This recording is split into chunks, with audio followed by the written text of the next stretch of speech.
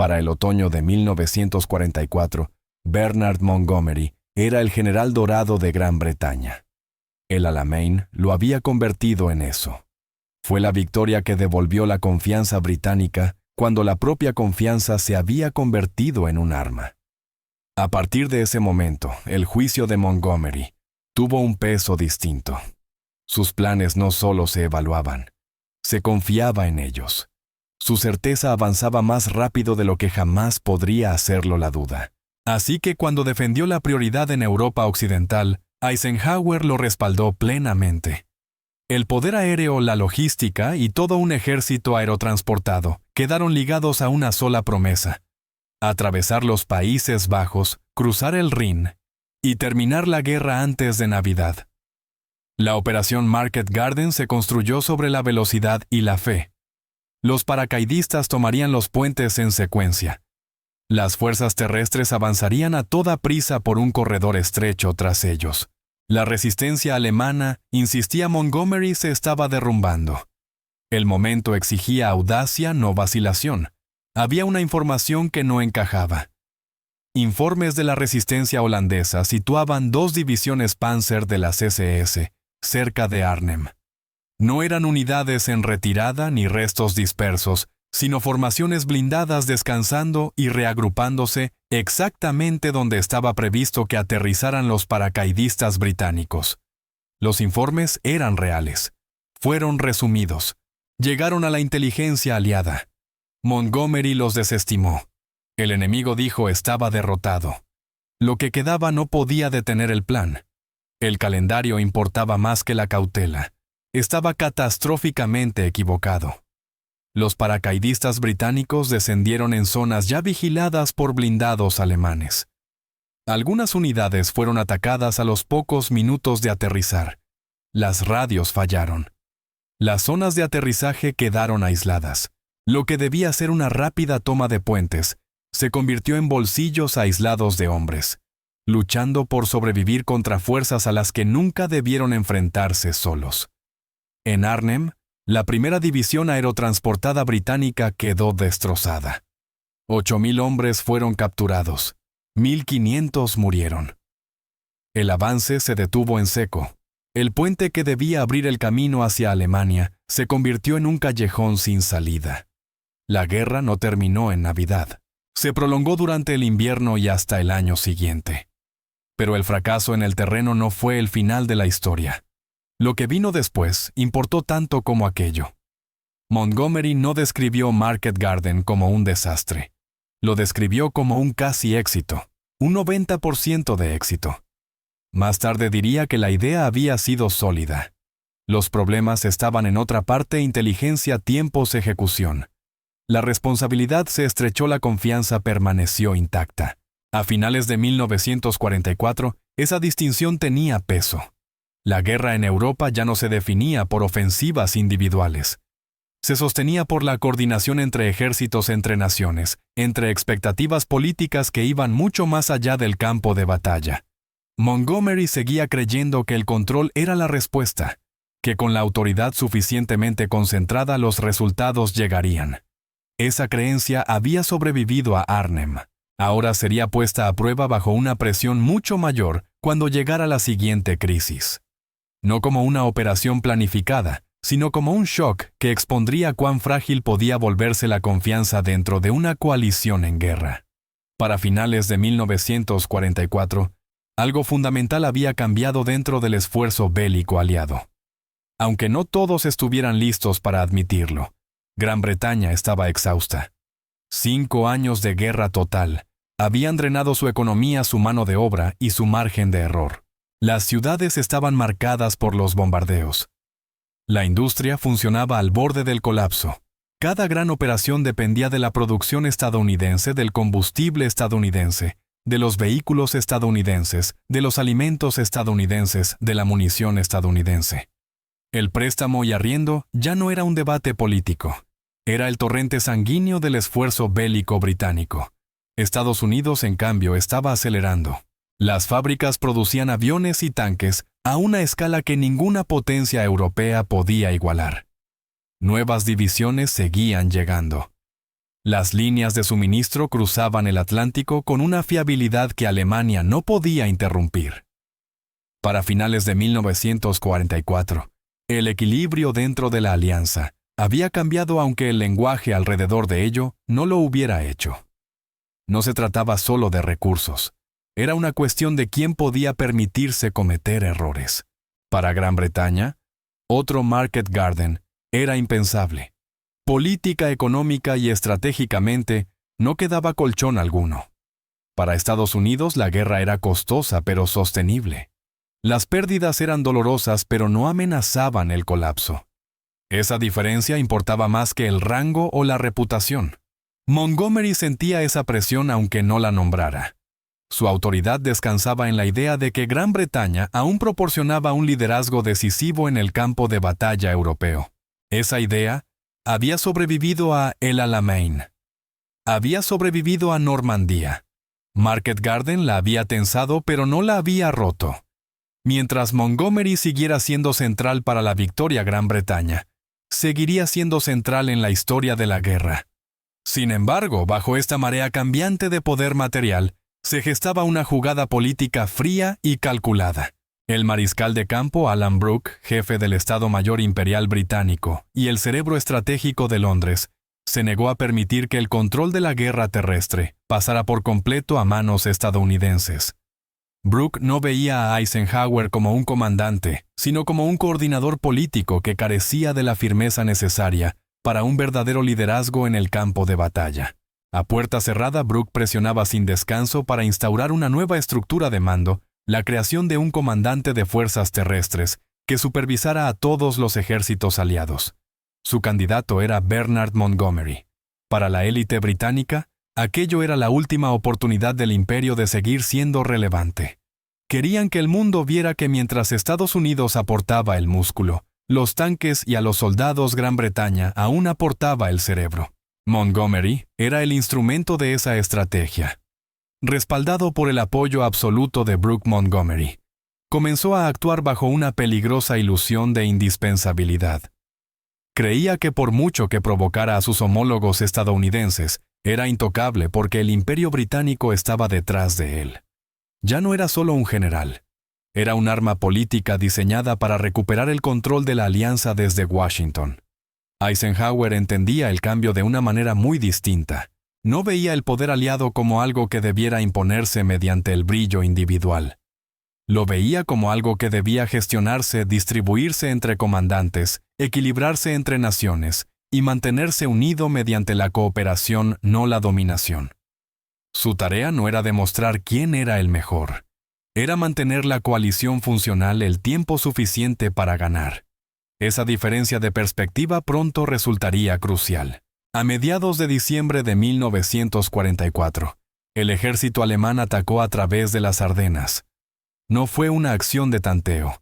Fue una ofensiva a gran escala destinada a partir en dos el frente aliado. Las unidades estadounidenses fueron golpeadas de forma desigual. Algunas mantuvieron sus posiciones. Otras fueron empujadas hacia atrás por estrechas carreteras forestales. En varios sectores se perdió el contacto antes de que los comandantes comprendieran plenamente lo que estaba ocurriendo. El primer problema que Eisenhower detectó no estaba en el campo de batalla, estaba en el mapa. El primer ejército de Estados Unidos combatía al norte de la ruptura alemana. El cuartel general de Bradley estaba situado muy al sur. Entre ambos, las unidades alemanas habían cortado carreteras, interrumpido comunicaciones y hecho que la coordinación rutinaria fuera poco fiable. Las órdenes que antes se transmitían con rapidez, ahora tardaban horas en llegar a su destino si es que llegaban. Los informes de situación describían condiciones que ya habían cambiado cuando eran leídos. A medida que la brecha se ampliaba, las unidades estadounidenses comenzaron a operar sin una imagen compartida del frente. Una división mantenía el terreno suponiendo que tenía apoyo en su flanco, sin saber que una unidad vecina ya se había retirado. Se planificaban contraataques hacia objetivos que ya no existían. El combustible y la munición se enviaban por carreteras que ya no eran seguras. Este era el problema estructural que Eisenhower debía resolver. Si el hombro norte continuaba fragmentándose, el avance alemán no se limitaría a empujar hacia el oeste. Forzaría a los aliados a reaccionar de forma fragmentaria, intercambiando espacio por tiempo sin controlar ninguno de los dos. Más importante aún, impediría cualquier respuesta coordinada en otros puntos del frente. Eisenhower necesitaba estabilizar rápidamente la línea norte. El cuartel general de Montgomery ya estaba situado de forma adecuada para hacerlo. Las fuerzas británicas ocupaban el terreno al norte de la ruptura. Las comunicaciones estaban intactas. Su Estado Mayor podía emitir órdenes y recibir informes sin tener que hacerlos pasar por la cadena de mando estadounidense rota al sur. Desde allí los límites podían clarificarse y los movimientos coordinarse en tiempo real. Eisenhower colocó al primer y al noveno ejército de Estados Unidos bajo el control operativo de Montgomery. El cambio fue operativo, no ceremonial. Las órdenes fluían a través de un único cuartel general. Se redefinieron los límites de mando. La coordinación en el hombro norte mejoró.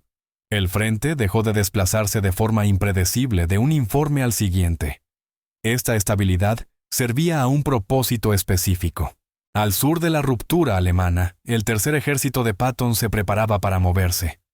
Patton había anticipado la posibilidad de una gran contraofensiva alemana, y tenía planes de contingencia, pero girar un ejército entero en invierno no consistía simplemente en dar una orden. Requería redirigir el combustible, despejar carreteras, invertir la dirección de las unidades y un control del tiempo tan preciso que el contraataque golpeara antes de que las fuerzas alemanas pudieran consolidar sus ganancias. Ese giro dependía del tiempo. Si el hombro norte colapsaba mientras el tercer ejército maniobraba el movimiento de Patton, quedaría expuesto. Las líneas de suministro estarían amenazadas. Las fuerzas alemanas podrían ampliar la ruptura más rápido de lo que los aliados podrían reaccionar. Bastogne, ya bajo presión, permanecería aislada por más tiempo, y la ofensiva alemana ganaría margen de maniobra en lugar de ser contenida. Al estabilizar el norte, Eisenhower compró el patrón temporal necesario. Los días importaban, no las semanas. Mientras la línea norte se mantenía, el tercer ejército comenzó su giro. Las columnas avanzaron por carreteras heladas. Los convoyes de combustible fueron redirigidos. Las unidades que antes estaban orientadas hacia el este giraron al norte hacia Bastogne. El contraataque se estaba formando mientras el hombro norte absorbía la presión y negaba a los alemanes cualquier expansión adicional. En el campo de batalla, esta coordinación funcionó, pero la decisión tuvo consecuencias que iban más allá del mapa.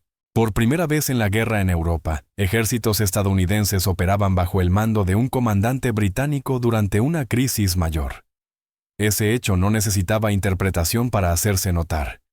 Era visible en las órdenes, en los informes y en la propia estructura de mando.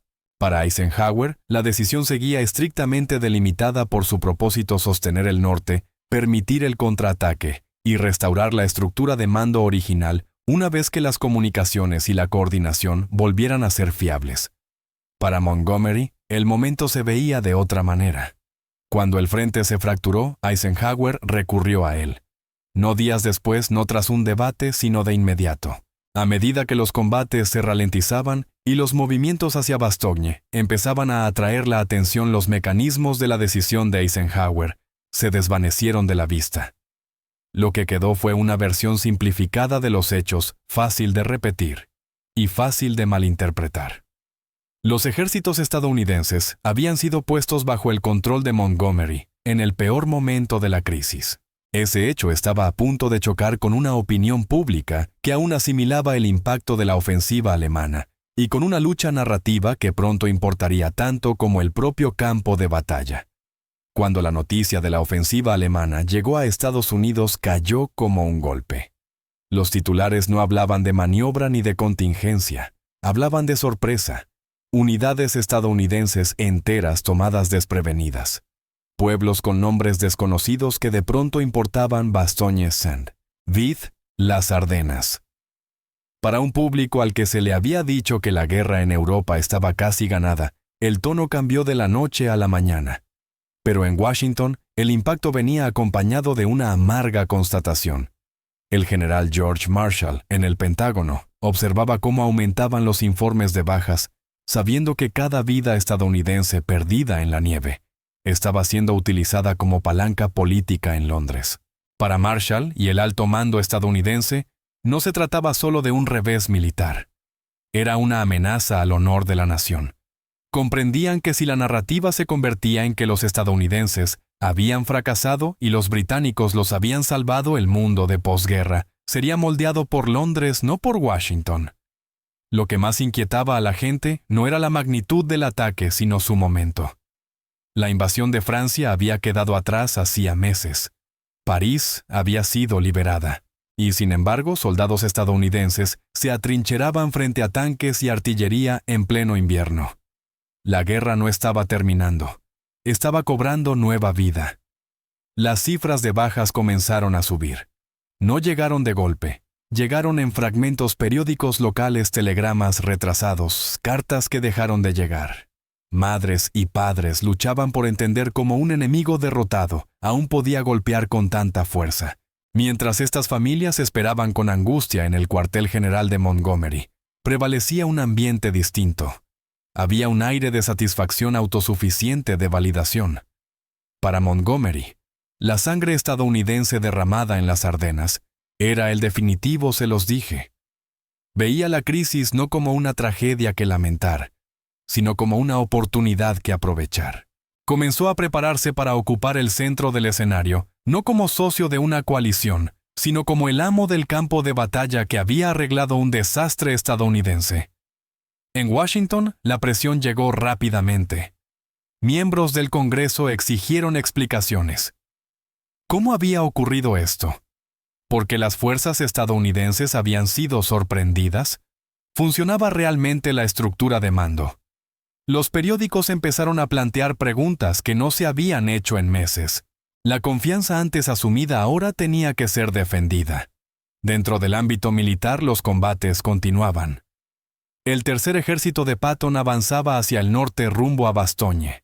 El hombro norte se mantenía firme, pero esos detalles tardaban en hacerse notar fuera del frente. La atención pública se movía más rápido que los informes del campo de batalla. Lo que la gente veía era simple el combate más duro que los soldados estadounidenses habían enfrentado en Europa. Estaba ocurriendo en ese mismo momento, justo cuando creían que la victoria estaba cerca. La confianza se resquebrajó. A la ira le siguió de cerca el miedo. Y a medida que la situación se estabilizó y la ofensiva alemana fue finalmente contenida, se produjo otro cambio. La pregunta dejó de ser cómo habían logrado los alemanes abrirse paso. Pasó a ser quién los había detenido. Montgomery, envalentonado por el respaldo silencioso del mariscal de campo Alan Brooke, en Londres, vio esto como su momento de destino. Brooke llevaba tiempo susurrando que los estadounidenses eran aficionados jugando a la guerra, y que solo un profesional británico podía guiar a la coalición hasta Berlín. Para Montgomery, la transferencia temporal del 1er y 9º Ejército de Estados Unidos a su mando no fue una necesidad logística, fue una coronación. El 7 de enero de 1945, Montgomery convocó a la prensa mundial en una pequeña escuela de Solnhofen. No entró simplemente caminando, llegó con el aire de un salvador. Aquel era el momento en que reescribiría la narrativa de la guerra. Montgomery habló con una calma distante, casi condescendiente. Describió la ofensiva alemana como algo muy interesante, un rompecabezas que había resuelto con una precisión sin esfuerzo. Habló de cómo había frenado al enemigo, de cómo había puesto orden en el caos de las líneas estadounidenses, y de cómo había empleado las reservas británicas para cerrar las brechas dejadas por una defensa estadounidense que se desmoronaba. El subtexto era ensordecedor: los estadounidenses habían fracasado y yo los he salvado. No mencionó que la 101 División Aerotransportada había resistido en Bastogne con una tenacidad legendaria. No mencionó que el tercer ejército de Patton había ejecutado una de las maniobras más brillantes de la historia militar para golpear el flanco alemán. En la versión de Montgomery de la batalla de las Ardenas, el soldado estadounidense era poco más que un peón, y Eisenhower, un simple espectador. Cuando la transcripción de la conferencia de prensa llegó a los cuarteles generales estadounidenses, la reacción no fue solo de ira. Fue una explosión.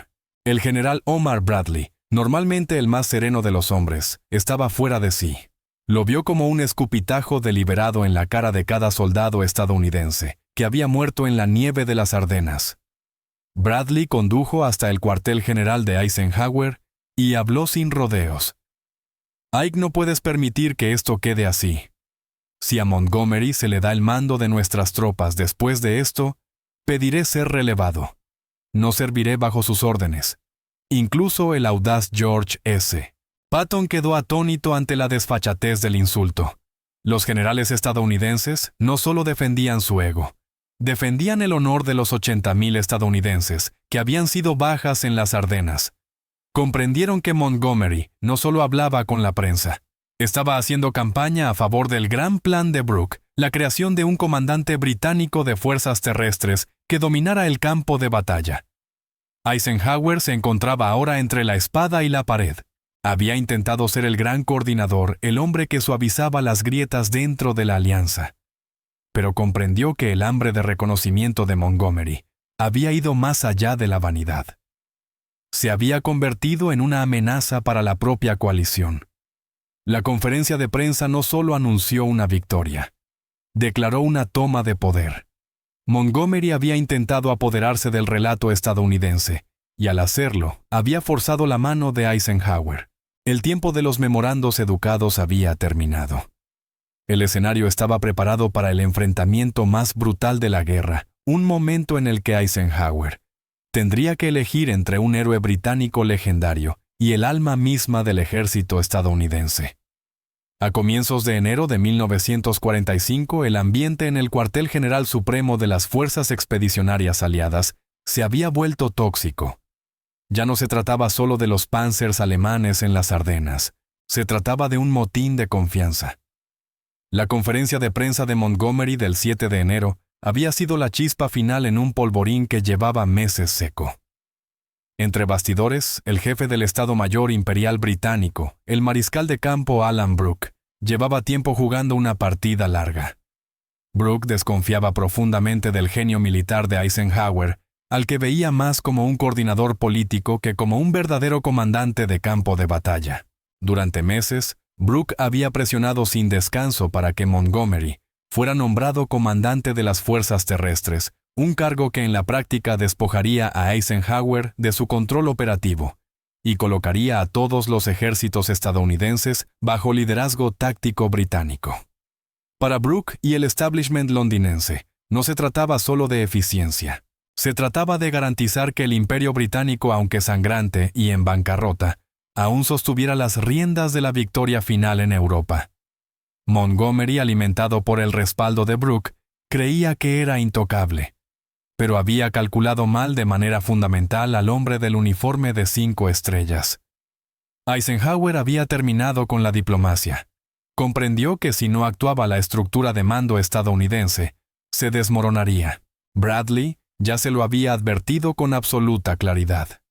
Si Montgomery se pone al mando por encima de mí, pediré ser relevado. Patton fue aún más directo. La alianza estaba al borde de una guerra civil interna. Eisenhower se sentó y redactó un cable al general George C. Marshall en Washington. No era un informe rutinario, era un golpe nuclear táctico. En él, Eisenhower expuso la fricción insoportable causada por la arrogancia de Montgomery. No se limitó a quejarse, emitió un ultimátum definitivo.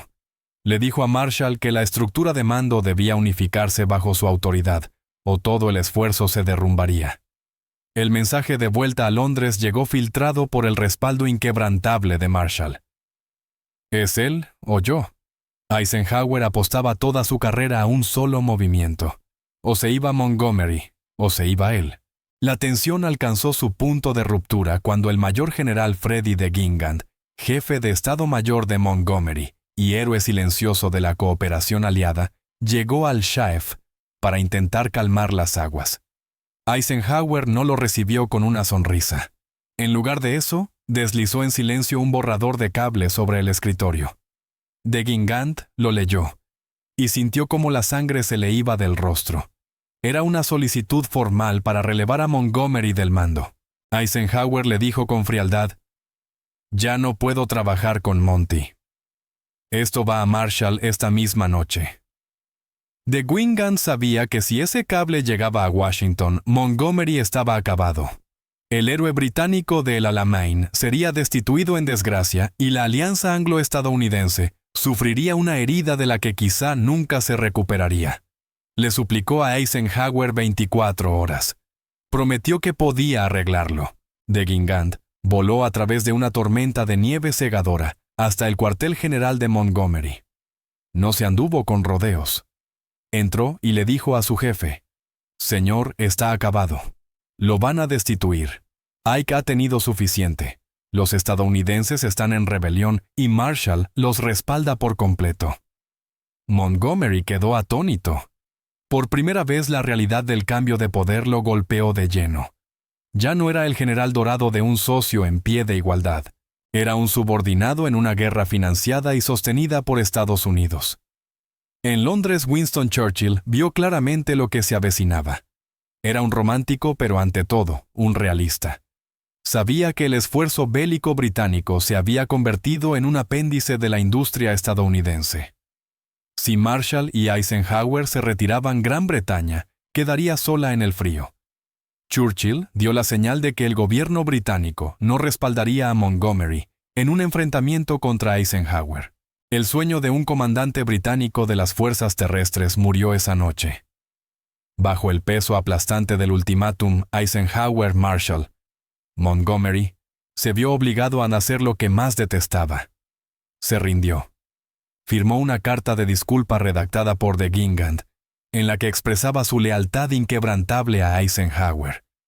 La crisis no terminó con una explosión, sino con una firma. Eisenhower había ganado. No lo hizo mediante una conferencia de prensa. Lo hizo usando el peso innegable del sistema estadounidense y el respaldo estratégico de George Marshall para recordar a los británicos que aunque la guerra era una coalición, la autoridad ya no estaba en discusión. Para la primavera de 1945, el humo de las Ardenas se había disipado, pero el paisaje de poder en el alto mando aliado era irreconocible. La guerra se precipitaba hacia su conclusión. Sin embargo, para Bernard Montgomery, el camino a Berlín se había estrechado. Las consecuencias del ultimátum, es él o yo, fueron absolutas. Aunque la carta de disculpa lo había salvado técnicamente de una destitución pública, le había arrebatado su arma más poderosa, la influencia. La silenciosa y despiadada contraofensiva de Eisenhower contra la ambición de Montgomery logró lo que los Panzers alemanes no pudieron contenerlo.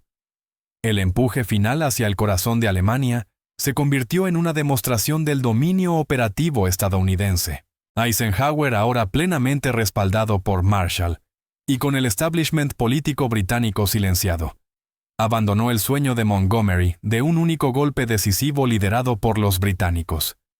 En su lugar, desató todo el peso de los ejércitos estadounidenses. Cuando llegó el momento de cruzar el Rin, no fue el meticulosamente coreografiado plan de Montgomery el que acaparó los titulares. Fue el tercer ejército de Patton cruzando con velocidad improvisada en Oppenheim, el que rompió primero la costra alemana. Eisenhower se aseguró de que la narrativa de la victoria final ya no fuera un monólogo británico, sino una sinfonía de armas combinadas, liderada por Estados Unidos. Montgomery siguió al mando de su grupo de ejércitos, pero ya no era el arquitecto de la guerra. Se había convertido en un comandante regional, un espectador de las placas tectónicas del poder global en movimiento.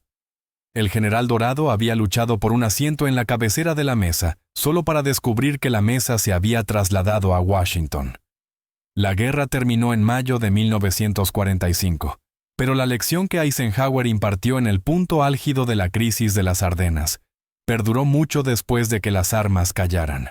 Eisenhower comprendió algo que Montgomery nunca pudo entender, que el verdadero poder en una coalición no proviene de reclamar el mérito, sino de la capacidad de mantener el sistema intacto, cuando los egos de los grandes hombres amenazan con destrozarlo.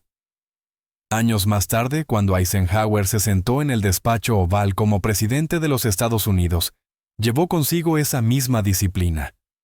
Había visto cuán fácilmente una coalición podía fracturarse bajo el peso de la vanidad de un solo hombre. Había aprendido que a veces, la forma más ruidosa de liderar es a través de un silencio estratégico, y la manera más decisiva de ganar es asegurarse de que ninguna nación pueda reclamar la victoria en solitario.